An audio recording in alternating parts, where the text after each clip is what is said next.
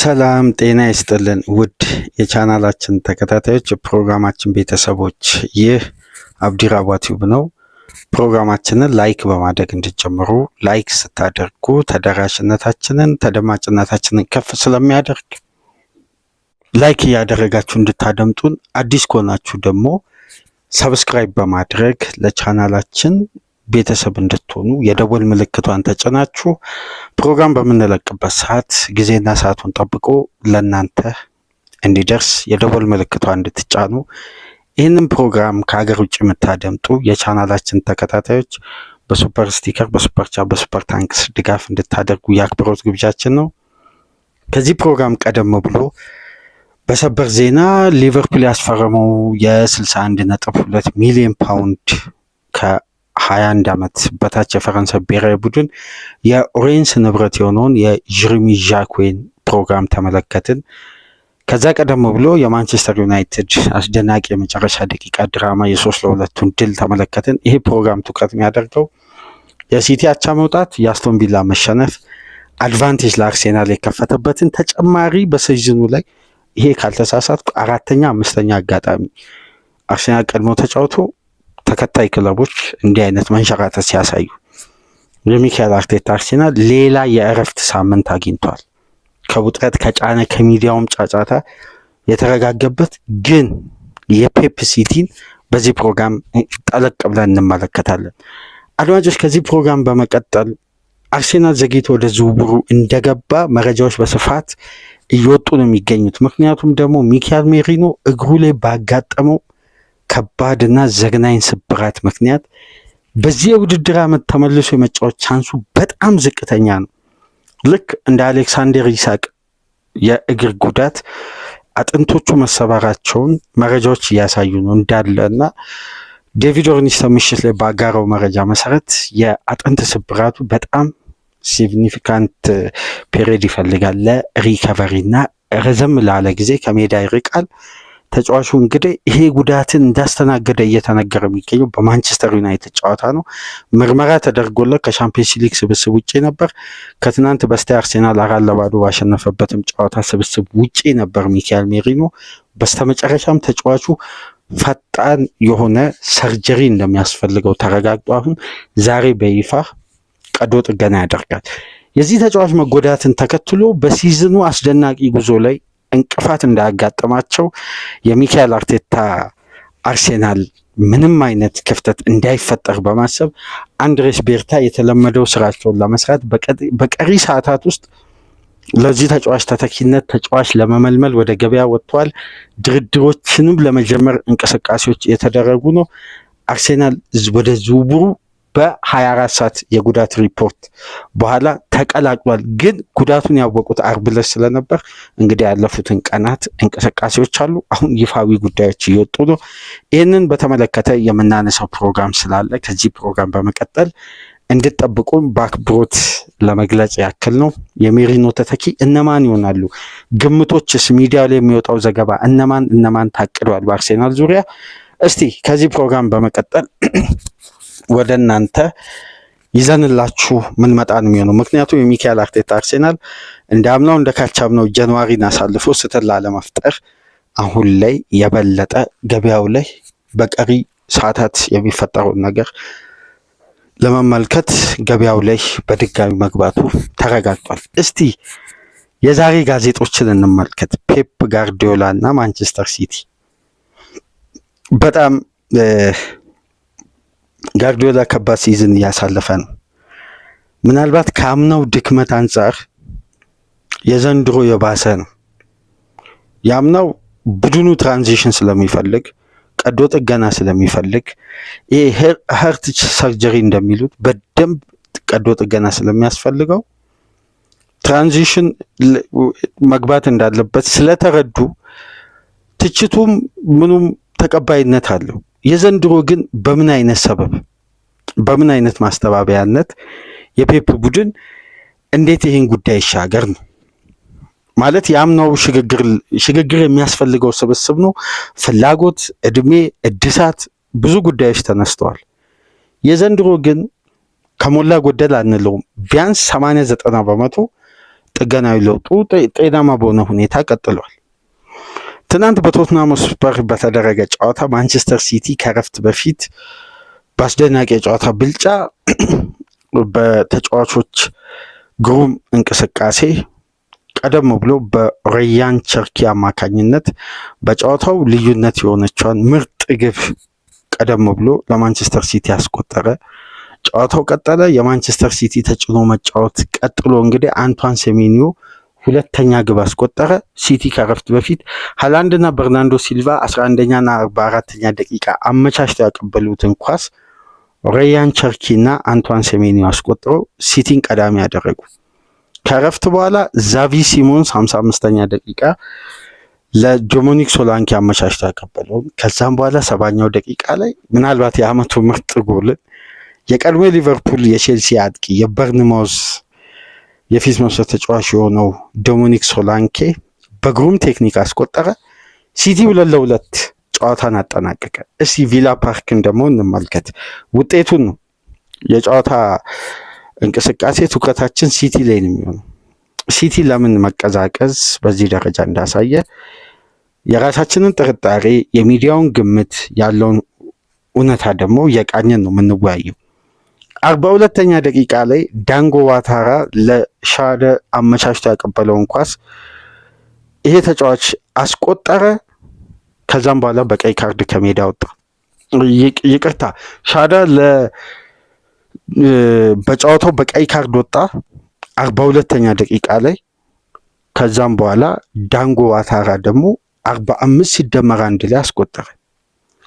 ቀደም ብሎ ተጫዋች ነው በቀይ ካርድ የወጣው። ከዛም በኋላ ማንቸስተር ሲቲ ደግሞ እዛ ጋር እየመራ ነበር። እዚህ ደግሞ አስቶን ቪላ በጎዶሎ ጨዋታን ጀመረ። ግን በጎዶሎ የወጣበት ብሬንፎርድ አስቆጠረ። የሚያስገርም ትዕይንት ነው በትናንትና ስንመለከት የነበረው። ለአርሴናል ሁሉም ነገር አልጋ ባልጋው ነው። የዘንድሮ ሲዝን ላይ በነገራችን ላይ አብዛኛው እግር ኳስ ቤተሰብ እንደሚለውም ከሆነ አርሴናል በራሱ ምክንያት ካልበላ በስተቀር የዘንድሮውን ሲዝን የሚያስቆም ያለ አይመስልም። አሁንም የነጥብ ልዩነቱ 6 ነው። 4 ከነበረው ሲቲ 2 ነጥብ መጣሉን ተከትሎ ወደ 6 ነጥብ ሰፍቷል። ሻዳ በ42ኛ ደቂቃ በቀይ ካርድ ወጥቶ ዳንጎ ዋታራ አስቆጥሮ ጨዋታው ቪላ ፓርክ ላይ መሆኑ የበለጠ የኡናይ ኤምሪ ቡድን በዋንጫ ፍክክሩ ላይ በቁጥርና በደረጃ ሰንጠረዥ ላይ ይኑር እንጂ በዋንጫ ተፎካካሪነት አይደንቲቲን ብሬንፎርድ እና ኤቨርተንን በተከታታይ በሜዳው ሳያሸንፍ ዋንጫ ይፎካከራል ብሎ ማሰብ ከባድ ነው። ማንቸስተር ሲቲ ጋር ስንመጣ የዘንድሮ ሲዝንን የሲቲ ምስል የሚገልጽ አንድ ሀሳብ ላንሳላችሁና የዕለቱ ጋዜጦች በአጠቃላይ የፔፕ ጋርዲዮላ በጎሉ መቆጠር ላይ ያሰማው ኮምፕሌንን በስፋት እያነሱ የሚገኙት ማርክ ጌሂ ላይ ፋውል ተሰርቷል በሚል ነው ፔፕ ቅሬታ እያሰማ የሚገኙ።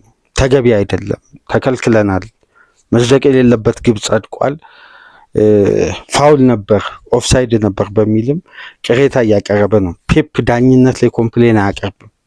ዳኝነትንም ጠምዝዞ አሸንፎ ነው እንግዲህ ዋንጫ ሲያሸንፍ የነበረው።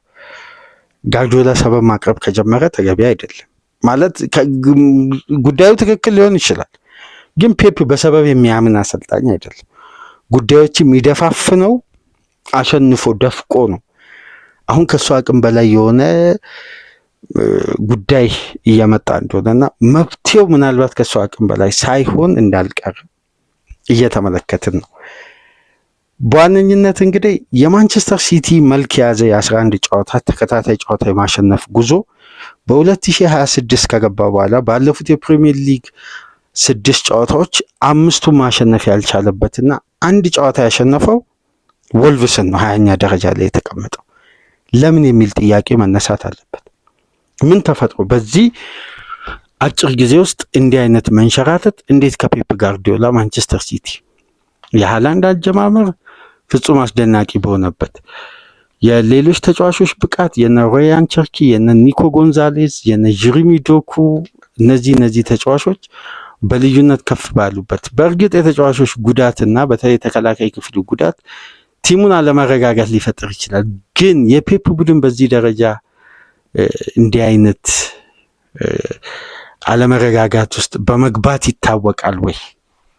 አታኪንግ ሰርዱ በዚህ ደረጃ ከፍ ባለበት ሲዝን ፔፕ ጋርዲዮላ መከላከል ቢያቅተው እንኳን በማጥቃቱ ቡድኑ ጨዋታዎችን ያሸንፋል። በማጥቃቱ ጥንካሬ ተውት፣ መከላከሉ እንኳን ባይረጋጋ ማጥቃቱ ለመከላከሉ በቂ ከቨር የሚሰጥ የአጨዋወት ስልት ያለው አሰልጣኝ ነው። አሁን ግን ሁለቱም መረጋጋት እየተሳናቸው ነው።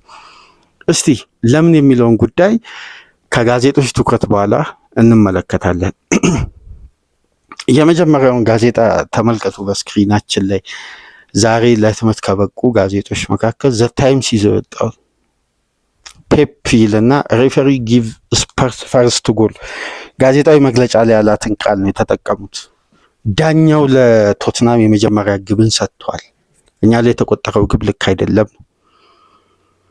ሁለተኛው የአይስፖርትን ዘገባ ደግሞ ተመልከቱ። የአይስፖርት የዛሬ የጀርባ ገጽ ላይ የስፖርቱን ክፍል ትኩረት ያደረገው የጋርዲዮላ በዋንጫ ፍክክሩ ላይ ሲቲ ከዋንጫ ፍክክሩ ወጥቷል ወይስ? በጭራሽ አለ፣ አልወጣንም። እኛ አሁንም ዋንጫ ፍክክሩ ላይ ነን፣ ግን ዳኝነቱ በጣም ከባድ ነው። ኮምፕሌኑን በጣም ከፍ አድርጓል። የጌሂ ግብ ፋውል ነው ፔፕ የሚለው እና ኳሱ የጌሂ ነው፣ ተጫዋቹ እግሩን የተጠቀመበት መንገድ ተገቢ አይደለም ነው የጋርዲዮላ ቅሬታ። ፋውል ነው በሚል ነው። እንደምትመለከቱት ዴሊ ስታር ይዞ የወጣውም ከአይስፖርት ቀጥሎ የምትመለከቱት ጋዜጣም ዛት ጋነርስ ሊቭ ኤማርክስ ይላል። ኤማርክ ነው የሚለው ለአርሴናሎች የተቆጠረ ለአርሴናሎች የተተዋ አይነት የጌሂ ኦንጎል አይነት መልክ ያለው ጽሁፍ ነው ከፊት ለፊት የምትመለከቱት። ይሄ ደግሞ የዴሊ ቴሌግራፍ የዛሬ የጀርባ ገጽ የዶሚኒክ ሶላንኬን ቴክኒካል አቅምን ትኩረት ያደረገ የሲቲን የዋንጫ ፉክክር ከባድ ፈተና ውስጥ የከተተ አይነት ጽሁፍ ነው። ይሄ ደግሞ ለዴሊ ኤክስፕረስ ፔፕ ክራይስ ፋውል ይላል። ለፋውሉ ፔፕ አልቅሷል አይነት የእንግሊዝ ጋዜጦች አርዕስት ነው በፊት ለፊት ገጽ ላይ የምትመለከቱትና ዶም ጆኤል ይላል ደግሞ የሚረር ጋዜጣና ሁሉም በማንቸስተር ሲቲ ሽንፈት ዙሪያ ላይ ነው ሁሉም ትኩረት ያደረጉት። ከስር ግን የምትመለከቱት አንዳንድ ጋዜጦች ላይ በዚህ አጋጣሚ መረጃውን ልጠቁማችሁ፣ ጁዲ ቤሊንጋም ከባድ ሃምስትሪንግ አጋጥሞት ትናንትና ሪያል ማድሪድ ራዮ ቫሊካኖን 2-1 ሲያሸንፍ ከባድ ሃምስትሪንግ አጋጥሞት እንግዲህ ተጫዋቹ እያለቀሰ ጭምር ነው ከሜዳ ያወጣውና ያው እንግሊዛዊ መሆኑን ተከትሎ በእያንዳንዱ ጋዜጣ ላይ ተመልከቱ የጁዲ ቤሊንጋም መረጃ አለ። እያንዳንዱ ጋዜጣ ላይ ተጫዋቾቻቸውን እንዴት ሚዲያው እንደሚከታተል በእንዲህ መልኩ መመልከት ትችላላችሁ። ለማንኛውም ግን የፔፕ ጋርዲዮላ ማንቸስተር ሲቲ ሁሌ ወደሚፈተንበት ወደሚቸገርበት ስቴዲየም ወደ ቶትናም ስቴዲየም ተጉዞ አሁንም ድል አልቀናውም። 2-0 በሁለት ግብ አድቫንቴጅ የፔፕ ጋርዲዮላ ማንቸስተር ሲቲ እየመራ አቻ ወጥቶ ጨዋታን ካጠናቀቀ የፔፕ ቡድን ጉልበት ጨርሶ ነው እንዳንል አዲስ ፍላጎት፣ አዲስ ኢነርጂ፣ አዲስ የተጫዋች አማራጭ፣ አዲስ ፍላጎት ቡድኑ ላይ ሰፋ ባለመልኩ አዲስ ጉልበትና ትኩስ አቅም ቀላቅሏል ከሚገባው በላይ። ባለፉት 12 ወራት ማንቸስተር ሲቲ በአንድ አመት ውስጥ ባለፈው ለሳነሳ ነበር አንድ ሙሉ ምርጥ 11 ነው ያዘዋወረው። አንድ ሙሉ ምርጥ 11 አንድ አሰልጣኝ ቢዝ በዛ ስብስብ ወደ ዋንጫ ፉክክር መግባት የሚችለውን አይነት ጥራት ያለውን ዝውውር ነው ያደረገው። 510 ሚሊዮን ፓውንድ ነው ያወጣው። እነዚህ ጉዳዮች ሲታዩ ደግሞ ማንቸስተር ሲቲ ከዚህ በላይ ይጠበቅበት ነበር። ግን ፔፕን አሁን ለመውቀስ ፔፕን ለመተቸት እንደ አንድ እግር ኳስ ተመልካች እዛ ደረጃ እዛ ጣራ ላይ አልደረስንም፣ መቼም ለመድረስም አንፈልግም። ምክንያቱም ለዓለም እግር ኳስ ሳይንቲስት የሆነ አሰልጣኝ ሳይሆን ለእግር ኳሱ ሳይንቲስት ነው። ጋርዲዮላን አሁን 1 ዓመት 2 ዓመት ወረደ ተብሎ ሁሉም ማይክ የያዘው ሁሉ ጋርዲዮላ ላይ አፍ መክፈት የለበትም። ምክንያቱም ከዚህ በፊት የትኛውም ሊግ ላይ ሄዶ አፍ አዘግቷል በሚገባ በሃይ ክላስ ስታንዳርድ። ጋርዲዮላን ለመተቸት አይደለም፣ ግን የዘንድሮ የፔፕ ቡድን ለምንድን ነው ምስሉ የተቀየረው? አንደኛ በቅርብ ሳምንት ውስጥ ፔፕ እያሳየ የመጣው አስፈሪ አመጣጥ በአንዴ ሲቋረጥ አንድ የምንጠረጥራቸው የግል የተመለከትናቸው ጉዳዮች አሉ። የፔፕ ሲቲ ድልድዩን አግኝቶ እየተሻገረ ግን መሀል ላይ ቆመ። ድንገት ይሄ የሰንደርላንድ ጨዋታ የባዶ ለባዶ ውጤት በኋላ የፔፕ ሲቲ ወዲያው ሪከቨር ለማድረግ የድሮ አይነት ይሄ ጥርሱን አስተካክሎ የሚመጣው ነብር ሆኖ እንደቆሰለ ነብር እንደቆሰለ እንስሳ የሚመጣው የፔፕ ምስልን ድጋሚ መመልከት አልቻልም። ይሄን ጉዳይ ነው ለምን ብሎ ወደኋላ መለስ ብሎ መመርመር። ከነዛ ጊዜያት አንስቶ የሲቲ ቡድን ውስጥ የተፈጠሩ ለውጦች በተለይ በቀጥታ በምርጥ 11 ውስጥ የመጡ ለውጦች ያመጡት ተጽዕኖ ቢሆንስ? ታስታውሳላችሁ ማንቸስተር ሲቲ ልክ በሊጉ አጀማመር አካባቢ በቶትናም በብራይተን በሚሸነፍበት ወቅት ሮድሪ ሜዳ ውስጥ ነበር። የጅማት ጉዳት አጋጠመው። የጅማቱ ጉዳት ላይ ደግሞ ድጋሚ ሪከቨር ሲያደርግ ጉልበቱ ላይ በተሰማው ህመም ምክንያት የበለጠ ሪከቨሪው ተራዘመና ሮድሪ ዘለግ ያለ ሳምንት ከሜዳ ራቀ። በዛም ወቅት የማንቸስተር ሲቲ የቡድን ማለት የአጨዋወት ሲስተም ሪትሙ ቅኝቱ የተያዘው የሃይ ተርኖቨር ቡድን ሆኖ የፋስት ብሬክ ኳሶችን የሚያበዛ በቴክኒክ ግን ከተከላካይ ጀርባ ያሉትን ስፔሶችን ለመጠቀም በጣም ፋስት ይሄ ፈጣን ትራንዚሽኖች የሚጠቀም አንድ አግኝቶ አንዱ የሚገድል ቡድን ሆኗል። የአማካይ ክፍሉ ባላንስ ደግሞ የበለጠ እየተጠበቀ የመጣው በኒኮ ጎንዛሌዝ ነው። ቡድኑ ሻርፕ ሆነ 11 ተከታታይ ጨዋታ አሸነፈ። በአስፈሪ መልኩ መጥቶ የሊጉን የነጥብ ልዩነት ወደ 2 አጥብቦ ከአርቴታ አንገት ውስጥ በአግባቡ መተንፈስ ጀመረ። በድጋሚ ሮድሪ ተነሳ። የአማካይ ክፍሉ ባላንስ በአጠቃላይ ተናጋ። በደንብ ልብ ብላችሁ ወቅቱን ተመልከቱ። ሮድሪ ባለንዶር አሸናፊ ነው። ወርልድ ክላስ አማካይ ነው፣ ምንም ጥያቄ የሌለው። ያለፉት ዓመታት አስገራሚውና ምርጡ ሮድሪ ነው። ከጉዳት በኋላ ያለው ሮድሪ ግን ለሲቲ መንሸራተት በግሌ እንደተመለከትኩት የመጀመሪያ መነሻ ተጫዋች ሮድሪ ነው። ሮድሪ እንደ ምክንያት ስንጠቅስ ሮድሪ ብቻ ነው የፔፕ ጋርዲዮላ ማንቸስተር ሲቲ መውረድ ምክንያት ሮድሪ ብቻ ነው እያለን አይደለም። ለምሳሌ በተጨማሪም በደንብ ከተመለከታችሁ የሲቲ አዲሱስ የሲስተም ቅኝት ከሮድሪ ፖዚሽናል ጌም እውቀት ጋር ተቀራራቢ አይደለም እና በጣም ሮድሪን የሚያጋልጥ የተጋጣሚን ሃይ ፕረስ የሲቲ የቀድሞ ቢልዳፕ የሚያልፈው አይነት ስትራቴጂ አይደለም፣ የጨዋታ ስትራክቸር አይደለም። ሲቲ በጣም አማካይ ይቆረጣል። በተለይ ማንቸስተር ሲቲ ላይ አግሬሲቭ ካውንተር አታክ የሚጠቀም ቡድን በቀላሉ ግቦችን ያስቆጥራል። ይሄ ታክቲክ በነገራችን ላይ ባላንስ ያልሆነው ሮድሪ አማካይ ስፍራ ላይ ስለመጣ፣ ለምን ኤሪያል ከቨሩ እንደ ቀድሞ ኢነርጂ ላይ አይደለም። ይሄ ደግሞ አንድ ፕሮፌሽናል ተጫዋች ከረጅም ጊዜ ጉዳት በኋላ ሲመጣ የሚያጋጥመው ክፍተት ነው።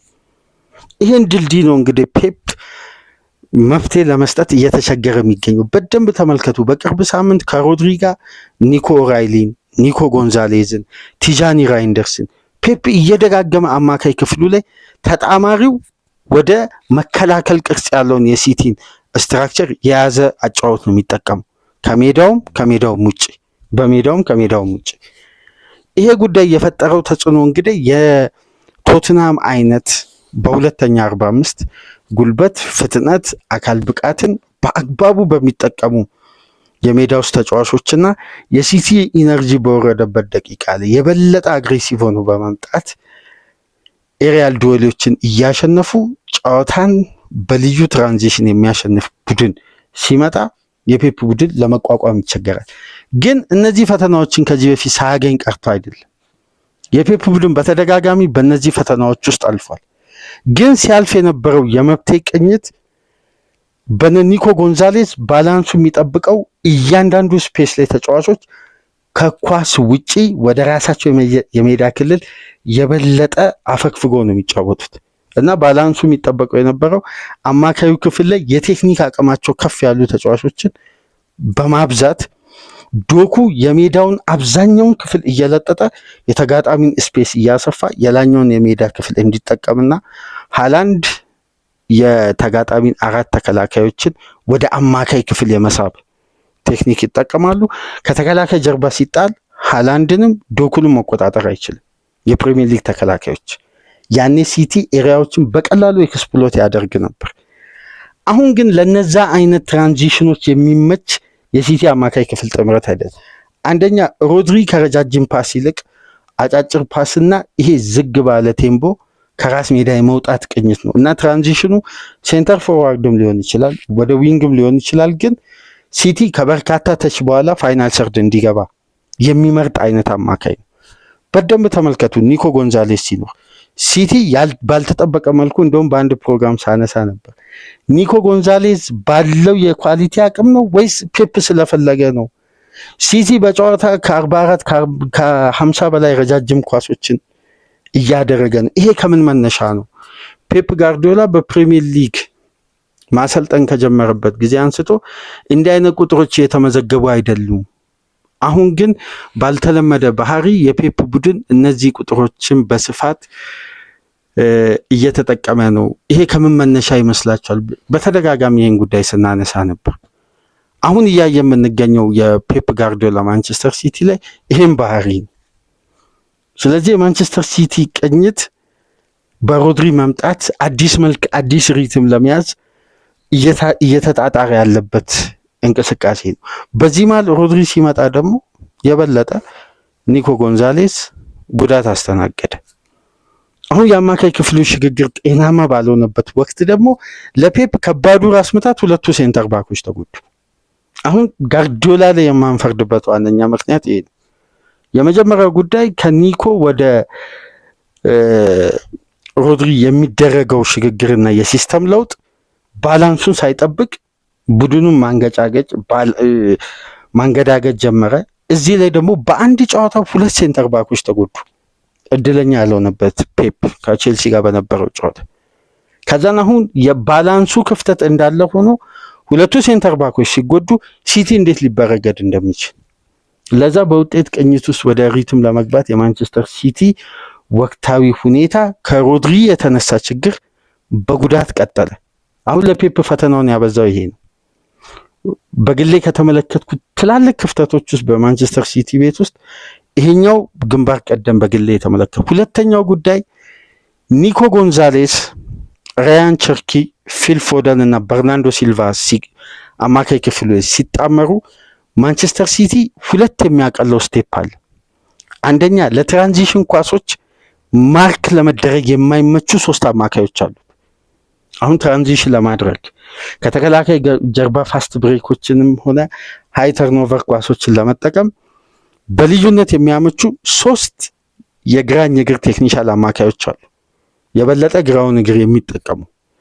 በእነዚህ ተጫዋቾች የፔፕ ጋርዲዮላ ቡድን ሲመራ አንደኛ የተጋጣሚን ፕሬሲንግ የማለፍ ቴክኒክ አላቸው፣ ሁለተኛ ደግሞ ራሳቸው ለፕሬሲንግ አይጋለጡ። ስለዚህ ሲቲ በሁለቱም በኩል ባላንስ። ኒኮ ጎንዛሌዝ እዚህ ላይ ደግሞ የፓስ ሲኩዌንሱ ከአጭር ፓስ ይልቅ ረጃጅም ፓሶቹ የበለጠ ውጤታማ ነው። ተከላካዩ ሳይጋለጥ የኒኮ ራይሊ ቴክኒክ፣ የማቲያስ ኑኔዝ ይሄ ታክቲካል ተጫዋች መሆን፣ የሩቢን ዲያዝ እና በተለይ የያሽኮር ግራቭዲዮል ተጨማሪ የአማካይነት ሚና በላይን ብሬኪንግ ፓስ ማገዝ ሲቲ በራሱ ሜዳ ላይ ባላንስ እና ኮምፓክት ሆኖ እንዲቆይ ያስችለዋል። ሲያጠቃ የቡድኑ ጥራት ይታወቃል። ስለዚህ የሲቲ ቢልድ አፕ የነበረው 4-1-3-2 ነው። ከኒኮ ጎንዛሌዝ ፊት ለፊት በርናንዶ ሲልቫ፣ ፎደን፣ ቸርኪ ኢንተርቼንጅ በሚያደርጉ የፖዚሽን እንቅስቃሴ በዶኩና ሃላንድ ይመራል። ሃላንድ ትልቁ የጨዋታ ውስጥ ታክቲክ እና በቅርብ የሊጉ መጀመሪያ አካባቢ ሲቲ በአስደናቂ ጉዞ ላይ ሃላንድ 40 ምናምን 30 ምናምን የግብ ተሳትፎ ደረሰ ምናምን በምንልበት ወቅት ትልቁ የሲቲ አቅም የነበረው ሃላንድ 2 ሴንተር ባኮችን ሆልድ አድርጎ ከፖዚሽን ውጪ ማድረግ ነው። በደንብ ተመልከቱ። ሃላንድ በሃይ ተርኖቨር በሊጉ በርካታ ግብ ያስቆጠረ ተጫዋች። እንደውም በቅርብ ሳምንት አንድ ነገር ስንነጋገር ነበር። በፊት በተጋጣሚ የመጫወቻ ቦክስ ውስጥ የሚነካቸው ኳሶች ትንሽ ናቸው። ከኤሪያ ውጪ ደግሞ ለሲቲ እንቅስቃሴ ተሳታፊ አይደለም። ስለዚህ ፔፕ ሲከላከል በ10 ተጫዋች ሲያጠቃ ኳስ እሱ ጋርም ካልደረሰ በ10 ተጫዋች የተባለ ሃላንድን የሚተቹበት አንዱ የፔፕ ጋርዲዮላ ያጫወት ሲስተም አለ። ግን የዘንድሮም ሃላንድን ካያችሁ ቢልድ አፕ ላይ ይሳተፋል። መጥቶ በአማካይ ስፍራ ላይ ኳስን ሆልድ አድርጎ ለቡድን አጋሮቹ እያሸጋገረ ቢልድ አፕን ይመራል። እንደውም የምታስታውሱ ከሆነ የቲጃኒ ራይንደርስ፣ የራያን ቸርኪ፣ የፎደን ፔኔትሬሽን በጣም ያስፈራ ነበር። መሀል ለመሀል በትራንዚሽን እየሄዱ የሚያስቆጠሩት ግብ። ያ ሁሉ ቅኝት የጠፋው አማካይ ክፍሉ ላይ ያለው ባላንስ በኒኮ ጎንዛሌዝ ምክንያት ትራንዚሽን ተደረገ። ሮድሪ መጣ፣ ወደ ቀድሞ ብቃቱ ማምጣት አልቻለም። ሲስተሙ ሪትም ውስጥ ደግሞ ሮድሪ መግባት አልቻለም። ሲቲ እንደ ቡድን ይሄን ግንኙነት መቀጠል አልቻለም፣ የያዘውን ሪትም። ስለዚህ ማንቸስተር ሲቲ ትልቁ ድልድይ የፈረሰበት እዚህ ጋር ያለው የተጫዋች ለውጥ፣ የሲስተም ሙሉ በሙሉ ዳይናሚክ ለውጥ አምጥቶ ፔፕን እንግዲህ በዚህ ደረጃ ቁልቁል እንዲጓዝ ምክንያት ሆነ። በግሌ የተመለከትኩት ዋነኛ ምክንያት ይሄ ነው። ለማንኛውም ግን ቶትናም፣ ብሬንፎርድ የለንደን ክለቦች ለሚካኤል አርቴታ አርሴናል ውለታ በዋሉለት የእሁድ የፕሪሚየር ሊግ ፊክስቸር ሲቲ ነጥብ ሲጥል ቪላ በሜዳው ተሸንፏል። የሚካኤል አርቴታ አርሴናል የሁለት ጨዋታውን እድሜ በ6 ነጥብ አስፍቷል። በቀጣይስ ምን ሊፈጠር ይችላል? አብረን በጋራ የምንመለከተው ይሆናል። ከዚህ ፕሮግራም በመቀጠል የሚካኤል ሜሪኖን ተተኪ ሚካኤል አርቴታ በገበያ ላይ በአንድሬስ ቤርታ አማካኝነት መቃኘት ጀምሯል። እነማን ታቅደዋል? እስቲ ከዚህ ፕሮግራም በመቀጠል እናነሳለን። ከዚህ ፕሮግራም በፊት የጀርሚ ጃክዌን ወደ ሊቨርፑል ያደረገውን ዝውውር፣ በተጨማሪም የማንቸስተር ዩናይትድ ድል በፉላም ላይ በኦልድ ትራፎርድ ያስመዘገበውን አስደናቂ የመጨረሻ ደቂቃ ድልን ተመለከትን። በዚህ ፕሮግራም የሲቲ ሽንፈት፣ የፔፕ ክፍተትን ባየነው በተረዳነው በራሳችን እይታ ይህንን ጉዳይ ለመወያያነት አነሳን። ከተመቻችሁ ላይክ አድርጉ፣ አዲስ ከሆናችሁ ሰብስክራይብ፣ ከሀገር ውጭ የምታደምጡ በሱፐር ስቲከር፣ በሱፐር ቻት፣ በሱፐር ታንክስ ድጋፍ አድርጉ። በሚካኤል ሜሪኖ ዝውውር ተተኪ ፍለጋ ወደ ዝውውር ወደወጣው የአርሴናልን የዝውውር እቅዶችን በምንመለከትበት ፕሮግራም የመጨረሻ ክፍል ፕሮግራም በድጋሚ እስከምንገናኝ ድረስ መልካም የስራ ቀን እንዲሆን ተመኘን። ሰላም ቆዩ።